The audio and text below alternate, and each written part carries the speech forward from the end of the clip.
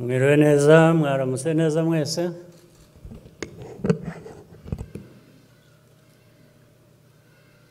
Bayobozi muri hano,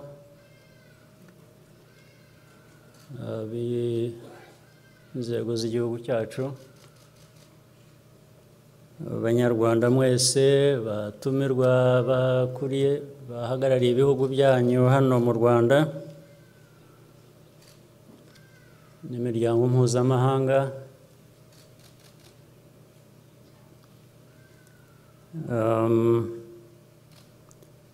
ubundi umwanya nk'uyu biragorana, reka wenda niba abadakurikiye Ikinyarwanda, abatumva Ikinyarwanda bafite ababasemurira cyangwa ubusemura.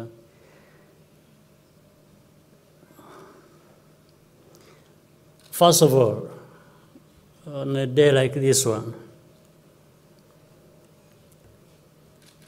the hour, the day, the week, the year, now we are in the 28th year, remembering.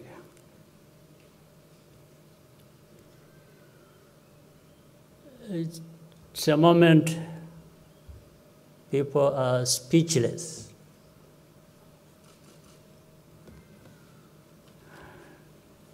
Not lacking freedom to speak, as some people would want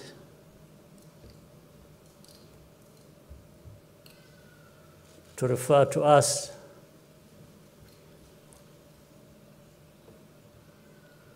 as a country that we have no freedom to speak. That's rubbish. Just doesn't make sense. But the reason is also clear why people, just imagine the testimony we have just heard.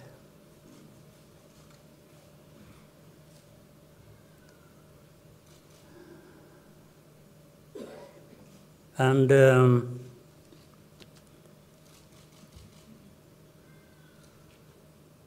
people being hunted down day and night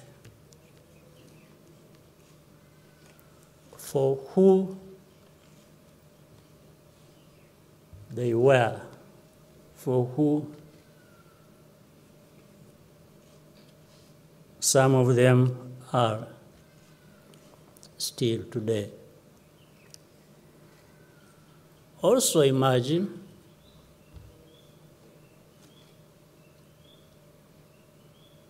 if those of us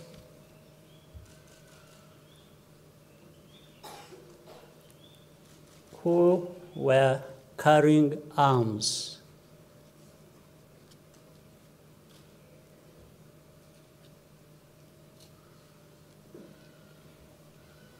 if we had allowed ourselves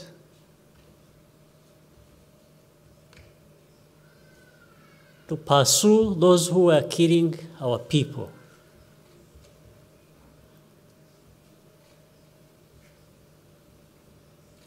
indiscriminately, and also killed them. First of all, we would be right to do so.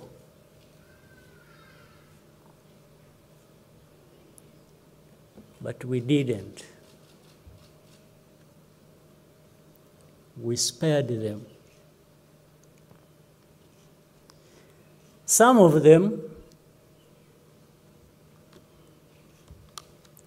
are still living today in their homes, in their villages. Others are in the government, they're doing business. Some of those who are responsible, or who benefited.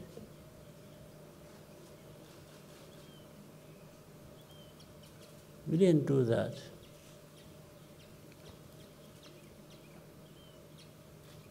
And yet,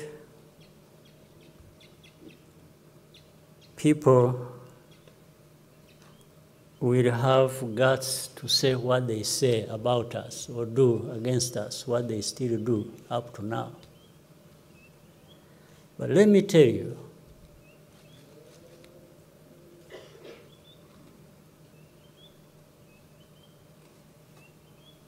we are a small country, but we are big on justice. And some of those are big and powerful countries, but they are very small on justice.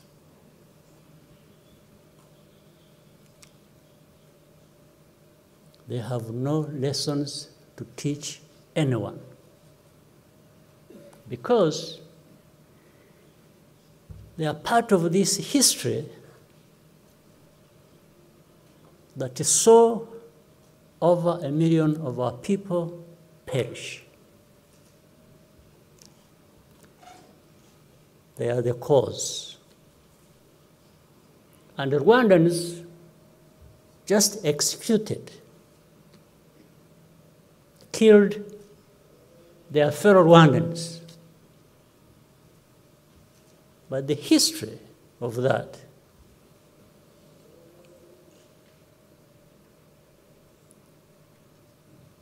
originated where we all know, originated from that.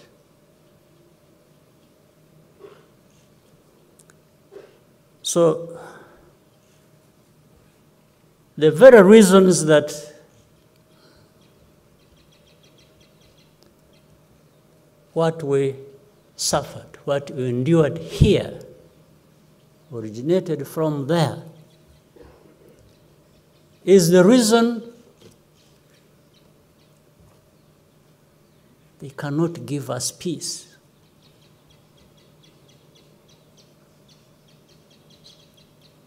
They want to cover up their responsibility.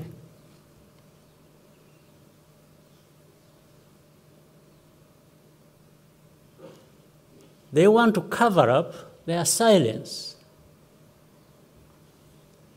When the millions of people here in Rwanda needed them to speak out, to speak up, to come to their help. So in the end, the story becomes that of,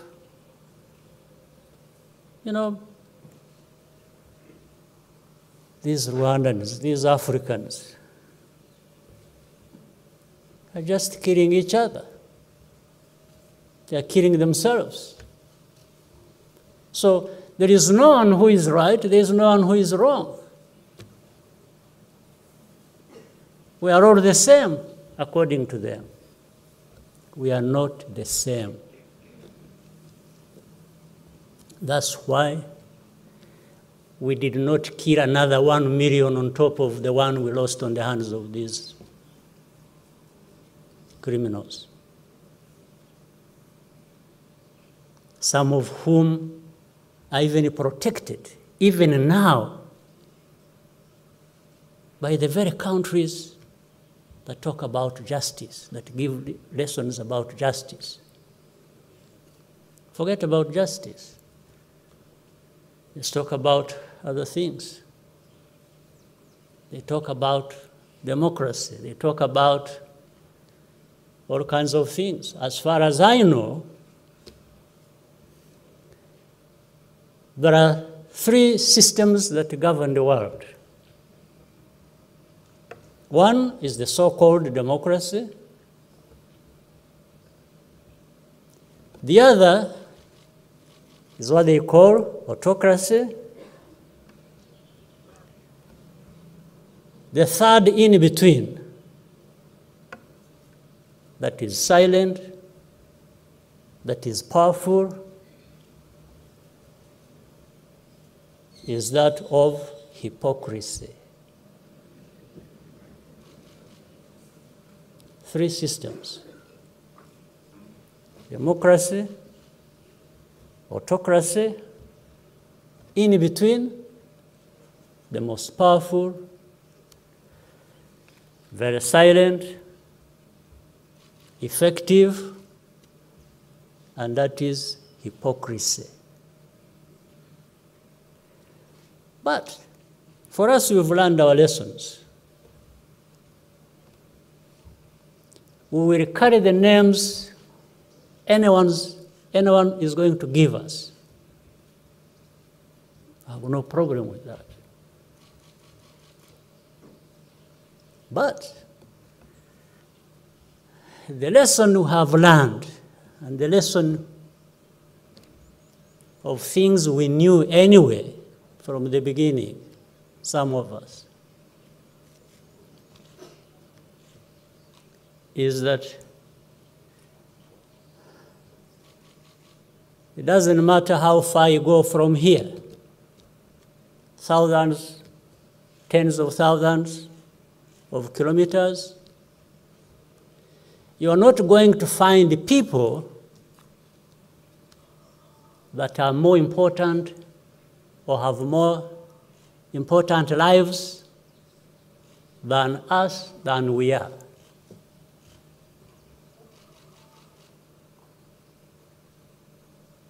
No, there are no more important people anywhere than we are.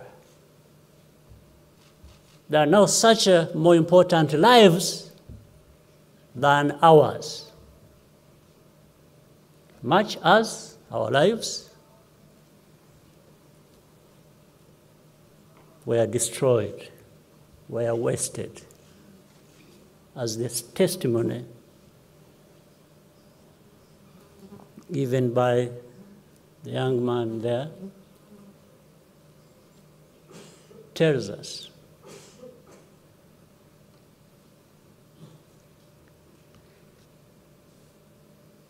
I will say all these things just even for the benefit of our young people,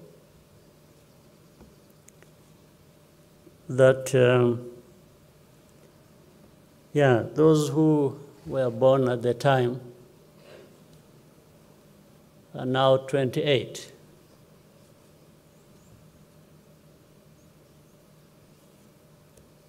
That growing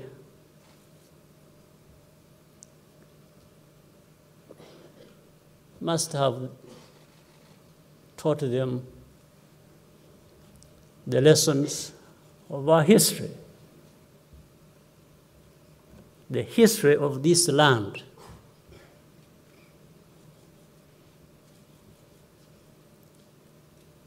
The land in which you find the very brave men and women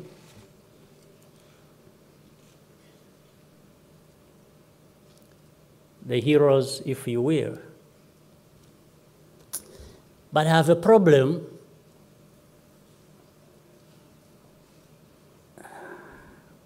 with the word hero and its definition, because there is no hero in our situation like this one.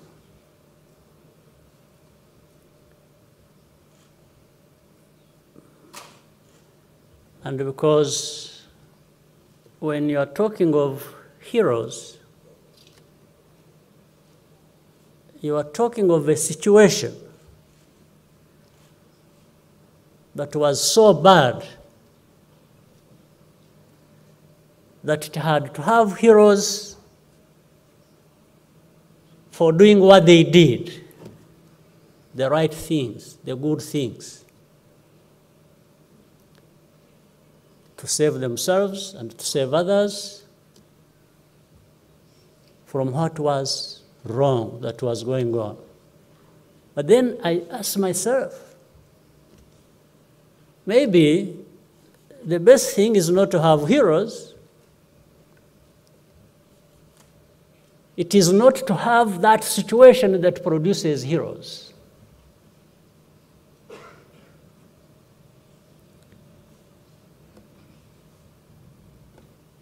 like in our situation, how does one become a hero?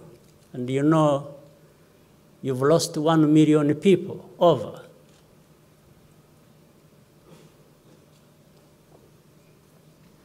More people were killed than could have been saved, or that needed to be saved. So that means being a hero, I wish we could not have it. I wish we did not have that situation that has to produce heroes. We would be better off.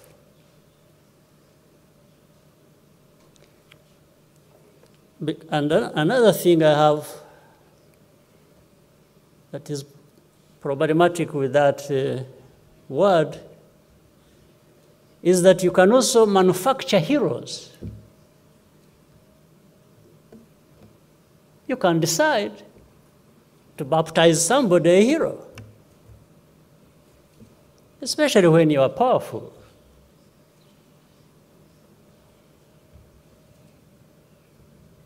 You can create it, and if anybody raises an argument, they are made to shut down, shut up.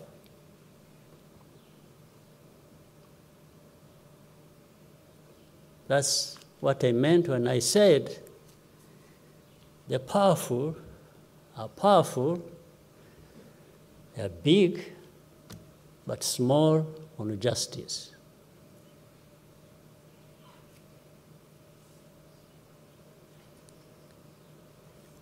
They even talk about freedoms. And yet, as we know, they create false stories about a people, about Rwanda, about genocide. And when you argue with the facts and you want to present facts that actually they also know,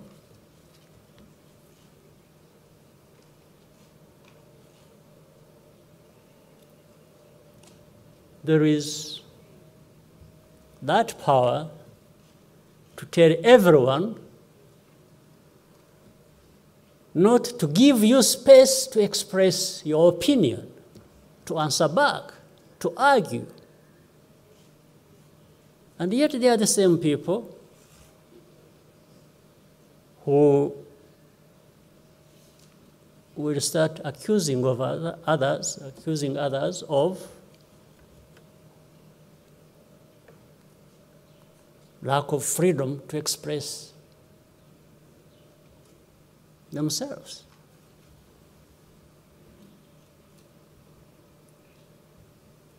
What I'm talking about is not an old story in terms of when it last happened.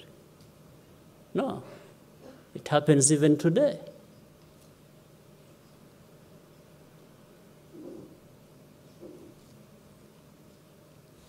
You find a renowned newspaper in some powerful place, falsifying stories about us, about Rwandans, about the genocide, about our history. And when somebody wants to say, look, that's not correct. This is what it is. These are facts. You know, you'll find it's like they have agreed among themselves, all channels through which you could have communicated or placed a reply, not to listen to you, because they want to have what they are playing, the only thing playing in everybody's ears.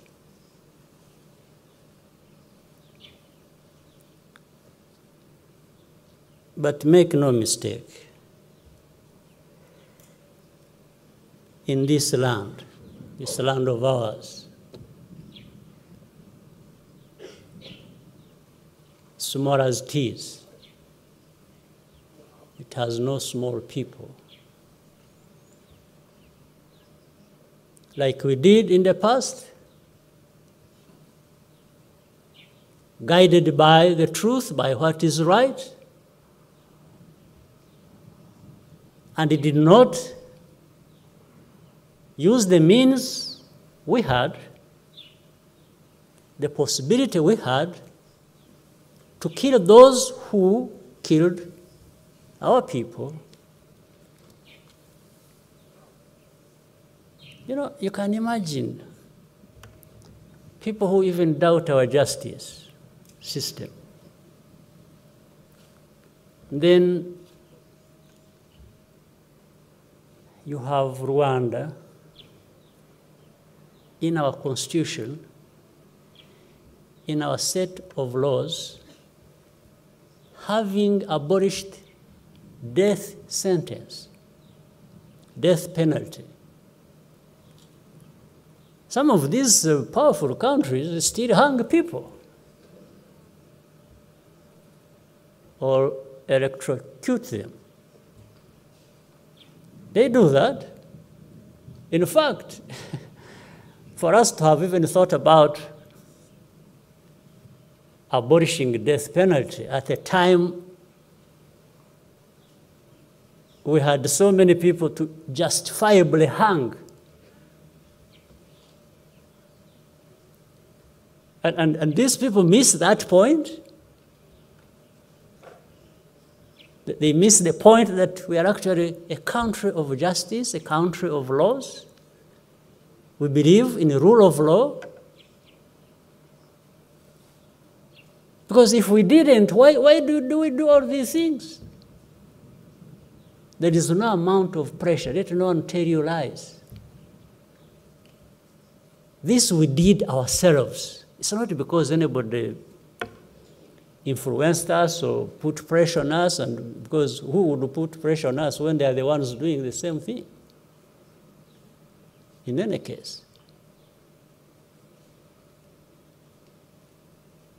And then we have even people we have forgiven who were associated with this. What happened that we heard from in the testimony. People who were part of that, continuing to be part of that, even now,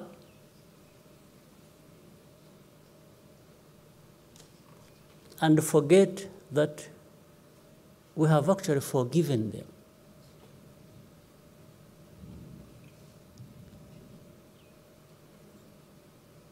So they are forgiven.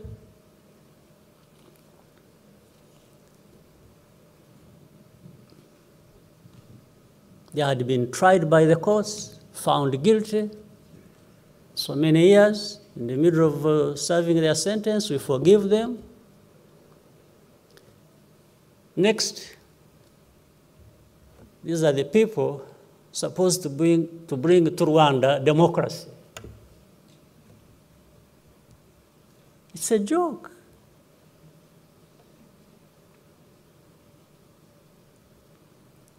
And you are doing it in a wrong place, in a place that understands many things about us, our limitations, but our power to defend and protect this land and the people of this land.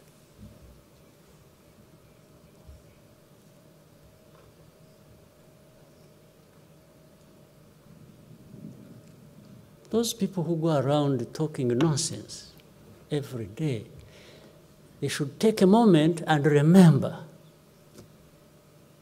a situation like this we are talking about today.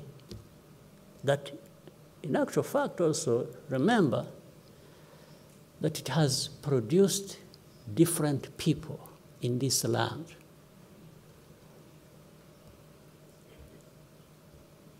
Our children, our grandchildren, we have a duty to make sure they understand this and they are there for this land, for the people of this land.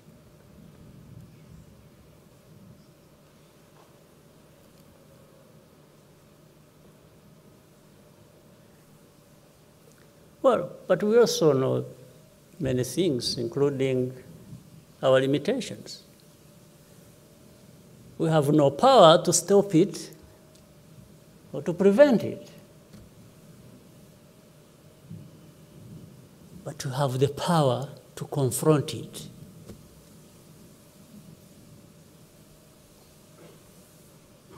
It happens every day. But this gives us, some of us, a good opportunity to remind people of all this. I cannot end without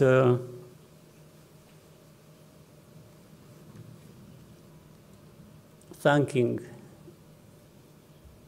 leaders of our country, the citizens of our country, the young people who still find it in themselves to be normal human beings, given what has happened to them. Like, I'm really surprised that we have so many of these who still find in themselves the energy to live the way lives should be lived as normal human beings.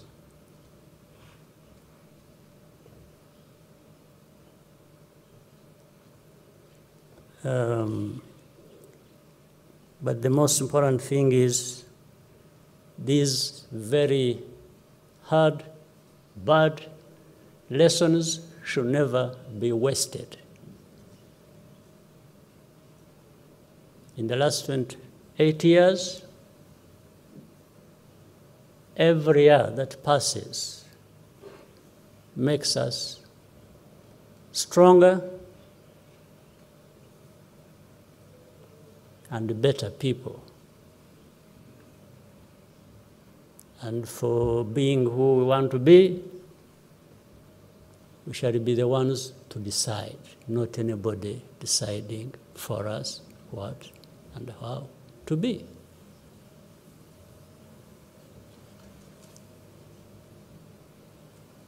For those who keep running their false stories and imagine people could not even, but I think, to be fair, the majority of the people in this world recognize what happened here and give it the name it should be called. Again, but there are others who say, no, but you see, it's only not Tutsis who died, it's also others. I mean, first of all, you are just saying the obvious. In that situation, what you are saying is obvious. But I think here we are talking about something else. When people, everybody knows here, or those who want to know, there are people who are called cockroaches here. Cockroaches, the name cockroach was reserved for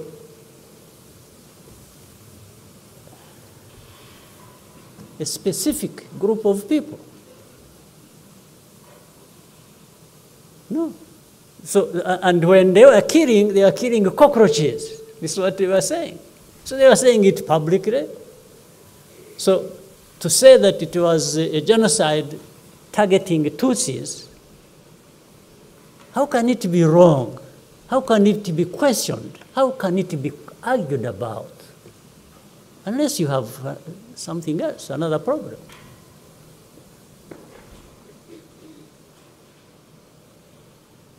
And this is now what gives room to all of these other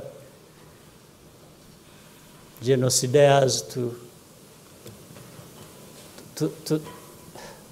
to start talking about championing democracy. Their newfound breed of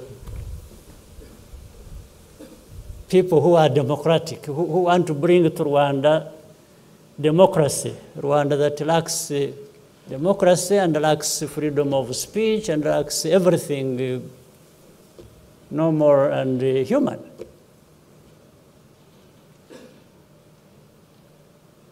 Well, but what do you do? If somebody is insulting you, you